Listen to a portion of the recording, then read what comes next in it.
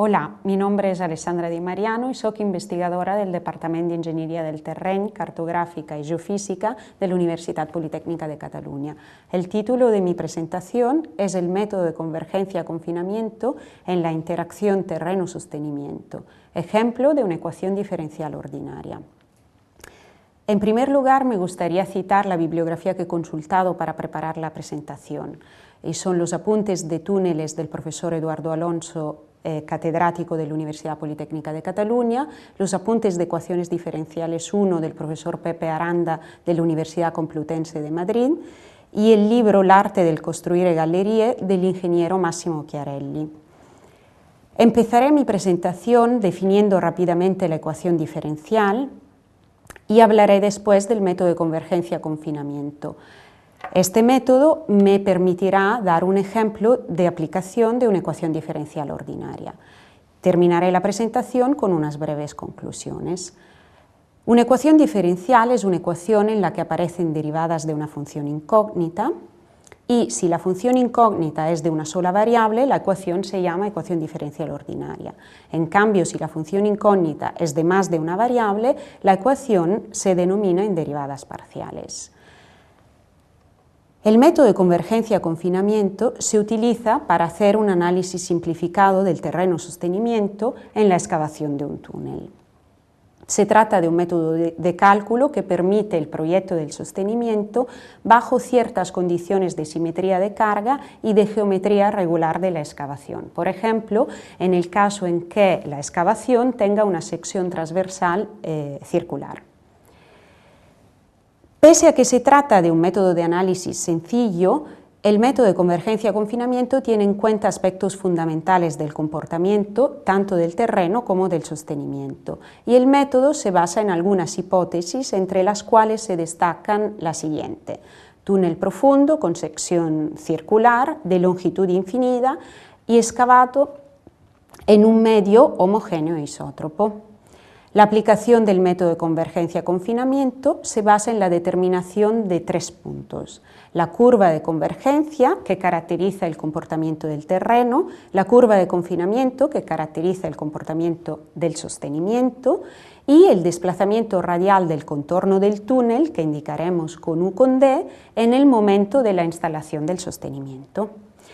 Antes de adentrarme en la explicación del método en sí, quisiera rellamar algunos conceptos fundamentales. Si tenemos un sólido genérico, por ejemplo un cubo en un sistema de coordenadas genéricos 1, 2 y 3, y aplicamos una fuerza en la dirección 1 que actuará en una superficie de área A, definimos como tensión sigma 1 en la dirección 1 el cociente entre la fuerza y el área. Y si tenemos por otro lado un sólido de longitud L0 y lo solicitamos con una tensión, por ejemplo, de compresión sigma 1, este sólido se deformará y su longitud disminuirá hasta un valor L.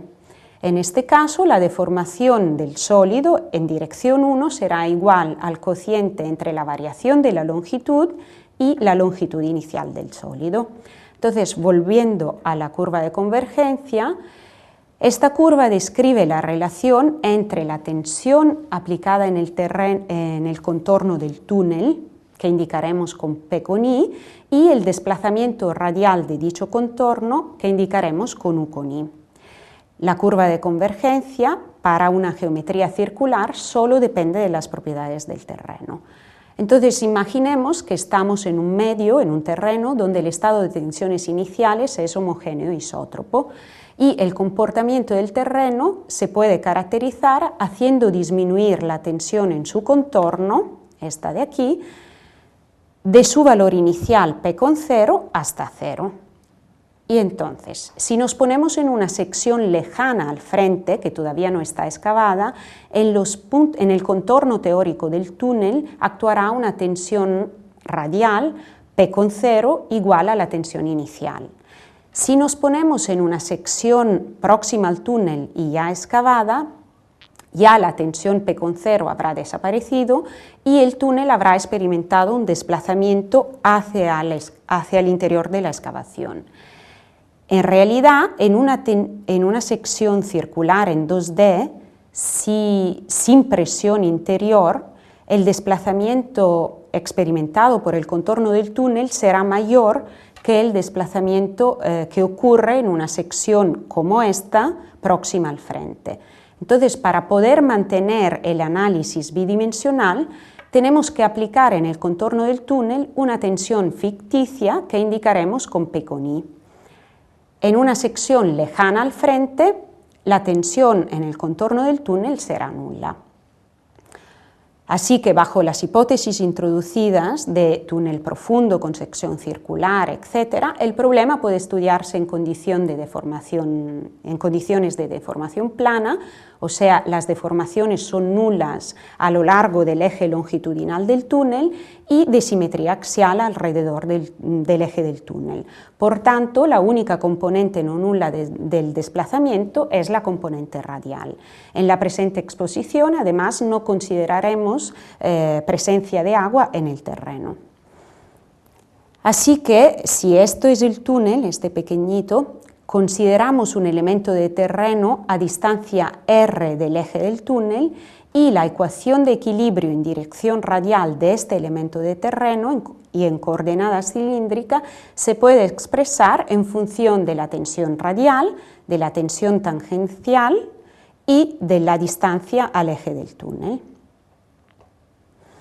Las relaciones entre deformaciones y desplazamientos son estas. En el caso de deformación plana, la deformación en dirección z, ortogonal a la sección del túnel, a la sección transversal del túnel, es nula.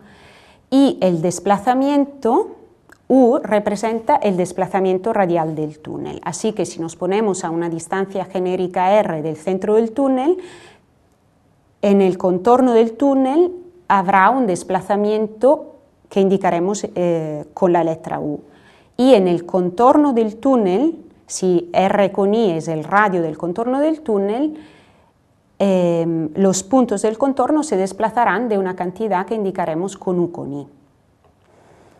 Las ecuaciones constitutivas ponen en relación las deformaciones con las tensiones o con los incrementos de tensiones en el terreno. Y en la hipótesis de terreno elástico, lineal y esótropo son estas. Los incrementos de tensiones se pueden expresar en función de la tensión inicial P con 0. Y en estas expresiones también vemos el módulo de elasticidad, y el coeficiente de Poisson. Para entender lo que son estos, consideremos un sólido cualquiera en un sistema de coordenadas genéricos 1, 2 y 3 y lo solicitamos con una tensión de compresión en dirección 1, longitudinal, por ejemplo. El sólido se deformará en dirección 1 de una cantidad epsilon con 1 y en las direcciones 2 y 3 de cantidades epsilon 2 y epsilon 3 que son iguales. El módulo de elasticidad entonces se define como cociente entre tensión y deformación y el coeficiente de Poisson como cociente entre las deformaciones, la deformación transversal y la deformación longitudinal. Hemos dicho que en nuestro caso, como estamos en deformación plana, la deformación en dirección z es nula. Entonces, imponiendo que esta deformación sea nula, llegamos a la expresión que liga las deformaciones en dirección radial y tangencial a los incrementos de tensiones en dirección radial y tangencial.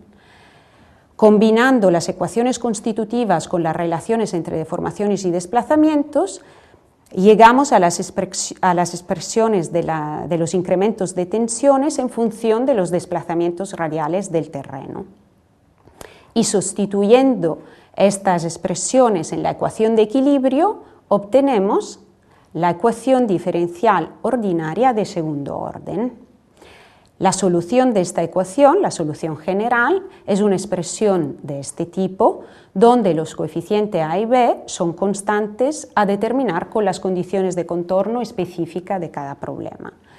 En este caso, a una distancia igual al radio del túnel, la tensión en el contorno del túnel será igual a P con I. Y a una distancia tendente a infinito respecto al eje del túnel, la tensión será igual a la tensión inicial P con 0.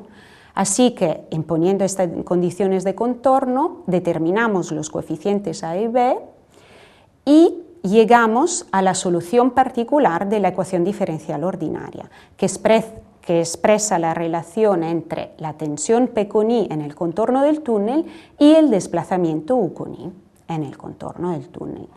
En el caso de un terreno que se comporta como medio elástico lineal y isótropo, la curva de convergencia es una recta en realidad. Y en general, entonces, esta relación entre P con I y U con I es lineal en el régimen elástico lineal. Pero si consideramos un comportamiento del terreno un poco más complejo, con el descenso de la tensión P con I podemos llegar a un desplazamiento finito del contorno del túnel o bien podemos llegar a la ruptura del terreno. En este caso, para evitar que se rompa el terreno, tenemos que instalar un sostenimiento. Entonces, pasamos a la determinación de la curva de confinamiento que caracteriza el comportamiento del sostenimiento. En realidad, la rigidez del sostenimiento es una función de las propiedades mecánicas y geométricas del material, así que será diferente según el sostenimiento que queremos colocar. En primera aproximación podemos, por ejemplo, pensar que la rigidez del sostenimiento es constante y que entonces en el plano Pi con I, U con I, la curva de confinamiento sea una recta de pendiente constante. El sostenimiento también puede alcanzar una carga de ruptura Pmax. Así que la curva de confinamiento queda definida si se conoce su rigidez, la carga de ruptura y el desplazamiento de los puntos del terreno antes de colocar el sostenimiento. Dicho desplazamiento representa el último punto del método de convergencia. La determinación de este desplazamiento representa el último punto del método de convergencia-confinamiento. La determinación de este desplazamiento es un problema ya más complejo que requiere la solución del problema de excavación en 3D. Es posible obtener soluciones analíticas para muchos casos y en general la comparación con los resultados de otros métodos más avanzados es satisfactoria. Así que si consideramos la excavación de un túnel, tendremos lejos del frente en una sección no excavada un desplazamiento nulo y una tensión igual a la tensión inicial. En una sección próxima al frente y ya excavada tendremos un desplazamiento U con I y una tensión ficticia P con I. Y a una distancia D del frente instalaremos el sostenimiento y aquí esta sección estará caracterizada por un desplazamiento U con D y una tensión P con D. En una sección ya más lejana del frente, como esta, el terreno y el sostenimiento habrán alcanzado una posición de equilibrio. Así que en general la relación entre P con I y U con I que caracteriza el comportamiento del terreno, o sea, la curva de convergencia, será no lineal.